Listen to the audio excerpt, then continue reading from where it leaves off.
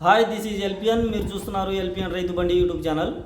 ఈ వీడియోలో పెసర చేనులో అధికంగా పూత రావాలంటే ఏ మందు స్ప్రే చేయాలి, నేను ఈ పెసర చేనుకి ఇప్పటివరకు ఎన్ని స్ప్రేలు చేశాను, ఏ మందు స్ప్రే చేశానో కూడా చెప్తాను. వీడియోని స్కిప్ చేయకుండా చివరి వరకు అయితే చూడండి.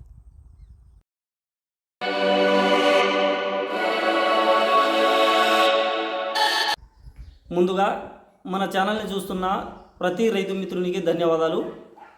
ఈ వీడియోకి ఒక లైక్ కొట్టి ఈ ఇన్ఫర్మేషన్ కనుక మీకు నచ్చినట్లయితే షేర్ చేసి సబ్స్క్రైబ్ చేసుకోవడం మాత్రం మర్చిపోకండి. ఇక లేట్ చేయకుండా టాపిక్లోకి అయితే వెళ్ళిపోదాం. పెసర గురించి చెప్పాలంటే స్వల్ప కాలంలో తక్కువ పెట్టుబడితో చేతికొచ్చే పంట ఈ పెసర.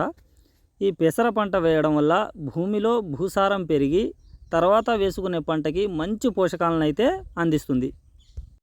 మీరు చూస్తున్న ఈ పెసర పంటకి ఇప్పటి వరకు 3 స్ప్రేలు చేయడం జరిగింది. విత్తనం వేసిన 20 రోజులకి మొదటి స్ప్రేగా వచ్చేసి క్లోరోన్ అయితే స్ప్రే చేశాను. ఆ తర్వాత 15 రోజులకు పురుగుల ఉధృతి ఎక్కువ ఉండడంతో ప్లీతోరా అదామా కంపెనీ వారి ప్లీతోరా మందునైతే స్ప్రే చేయడం జరిగింది. ఆ తర్వాత 15 రోజులకి కాపు సెట్ అవ్వాలి, అలాగే పురుగు కూడా పోవాలని చెప్పేసి ఎఫ్ఎంసి కంపెనీ వారి కొరాజన్ను స్ప్రే చేశాను.